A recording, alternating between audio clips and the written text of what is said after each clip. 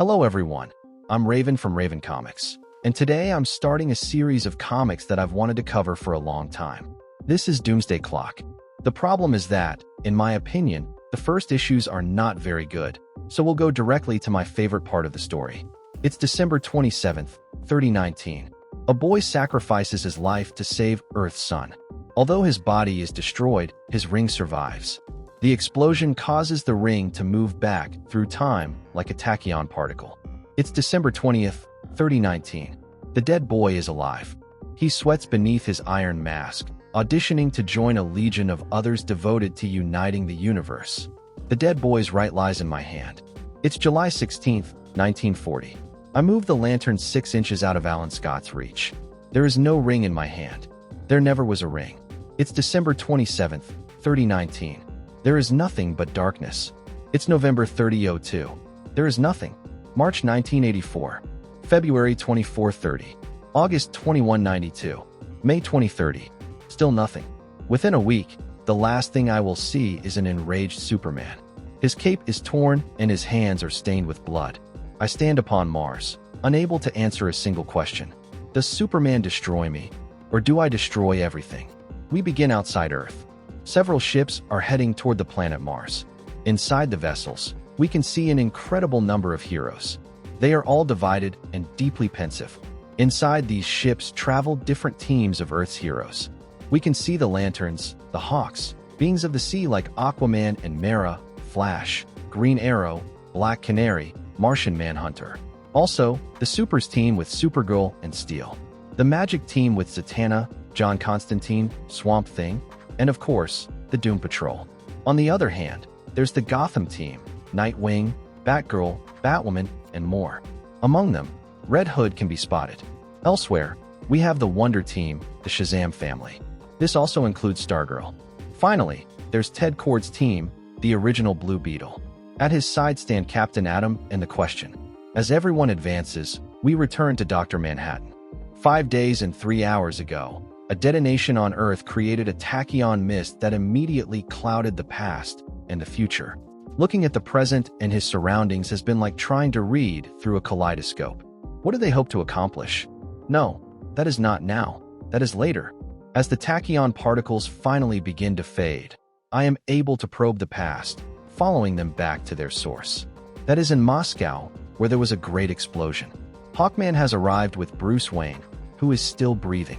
Green Lantern Hal Jordan mentions that Firestorm must have made a massive explosion to break away like that. And Superman is gravely injured. What the hell did Firestorm do to Superman? The news says Superman got what he deserved. He stayed there because he was protecting Firestorm. He showed whose side he was on, and it wasn't ours. The march against metahumans ended in front of the headquarters of the Justice League of America, where it is rumored Superman has taken refuge. Anti-superhuman sentiment continues to grow, as Superman has decided not to respond to accusations of collusion, fraud, and complicity in murder. We can only guess why Superman refuses to speak to the press. The president cannot wait any longer to address this. Crowds gather outside the White House demanding that the president come out immediately. Everyone saw Superman supporting Firestorm. Now he is a burden, and if the president supports the Man of Steel, he will lose the White House. He must step out and show the American people who their savior is now. Public opinion says our heroes can no longer wear those masks. They must reveal themselves and declare their true loyalty to the world. Russia is demanding it. Meanwhile, as this conflict unfolds, it is believed Wonder Woman is heading to the United Nations.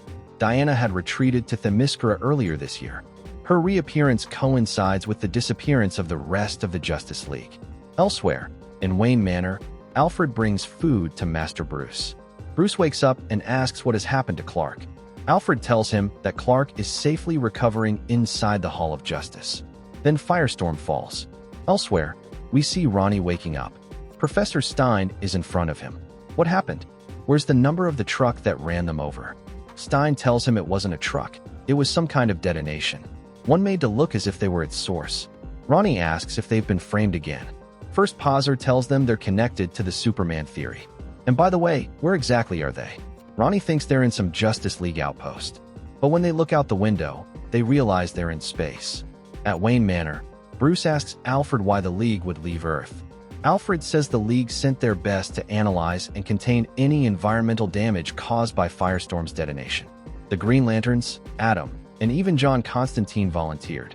They discovered that Firestorm wasn't the one who caused that explosion. It was someone else, someone they believe was trying to kill Superman.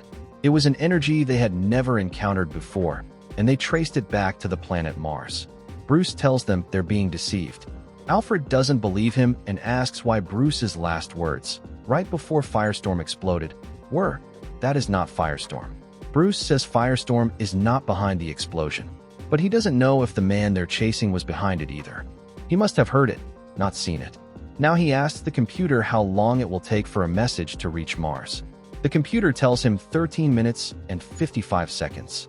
The ships have arrived on Mars. The Green Lanterns, protectors of Earth, are already here.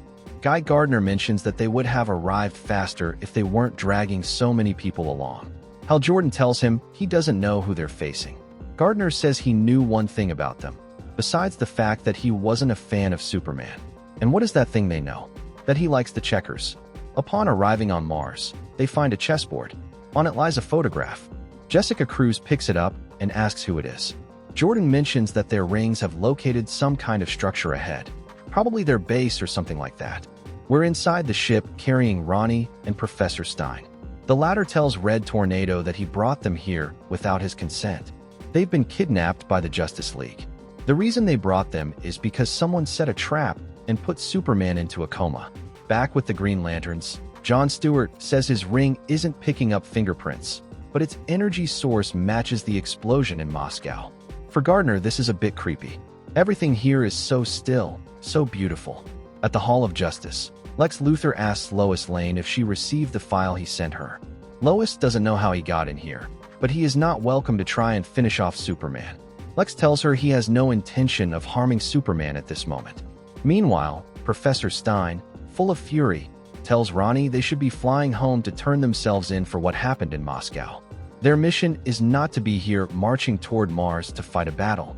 Red Tornado tells them that the Justice League believes that whatever happened to them in Russia, including the civilian deaths, may not have been Firestorm's fault. In fact, they believe the villain they're tracking was behind all of this. Ronnie tells the professor they need to merge. There's something they can do. The professor doesn't want to, but Ronnie regrets it. Everyone needs Firestorm.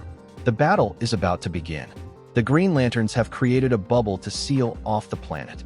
In a conversation as Firestorm, Professor Stein tells Ronnie that he doesn't know what they're facing. They don't have to stay and fight, and he doesn't intend to help him. Ronnie tells him he doesn't need his advice to create breathable air. Even he knows that much. The other teams are arriving, and now that there's air, they can step out without a problem. The question arrives, saying the Superman theory isn't a theory, it's a fact. Though right now it seems no one cares about those things. As the heroes advance, Dr. Manhattan comments that the Tachyons continue to cloud his perception. What will happen in the immediate future isn't clear, but he can see how this ends. All the heroes are now in front of Dr. Manhattan, and the first to step forward is John Johns. Martian Manhunter introduces himself. Who is this blue man? Where does he come from? What is he doing on Mars? The Shazam family feels disgusted by this man who is naked, and apparently, he feels very comfortable. Dr. Manhattan tells them they are protesting against a power they fear. The Martian doesn't understand. Manhattan apologizes. He was speaking to Ronnie 6 minutes from now. The Tachyons are tangling things up. The Martian is here seeking answers to questions he doesn't even know. It looks like the first one to attempt a fight will be Guy Gardner. Before starting all this and asking why he's messing with Superman, he has to tell him about his friends. They are the biggest group of tough guys on this side of the Milky Way. They made the leader of Apocalypse lick the crap off their boots. They shoved a Universe Eater back into the sewer it crawled out from. They defeated evil ring-seeking armies that tried to enslave them. They burned the Dark Batmen from alternate realities who tried to torture them. Manhunter tells him that's enough. Through his mind, he can see that Manhattan is confused. Dr. Manhattan tells him that, for the moment, he is. In 5 seconds, he will broadcast to the whole world the thought he has read most clearly, his final vision of Superman. Supergirl asks him if he believes Superman is going to destroy him, and that's why he wants to destroy him first. There's no other way. Firestorm suggests they all fight him together. Everyone saw what he did. This monster believes he is the end of the universe. That's enough for Guy Gardner. The talking is over. With a hard punch, he thinks he'll finish him. Gardner attacks, and seeing Manhattan on the ground surprises him. Could that really be it? Dr. Manhattan vanishes and takes Guy Gardner's ring. He is curious to see what's inside.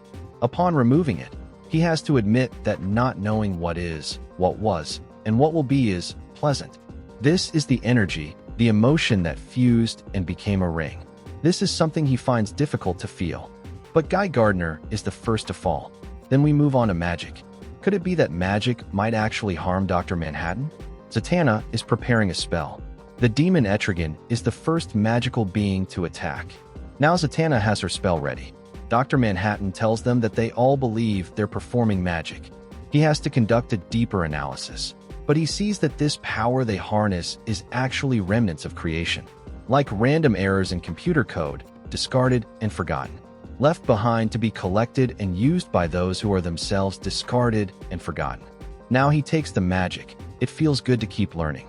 He will use this magic and direct it against all the heroes. Back with Lex Luthor, who tells Lois that he has come in peace. Lois doesn't believe Lex is here to help. All his life, he has tried to destroy Superman. Why would he be here to help him now? Lex admits he is thrilled to see Superman with his guard down, and he understands her caution when it comes to him. He will give her his weapon so she knows he's serious. She can take it if it makes her feel better. But of course, the safety is on. Lois takes the gun to point it at him and tells him not to get any closer to Superman. Lex begins.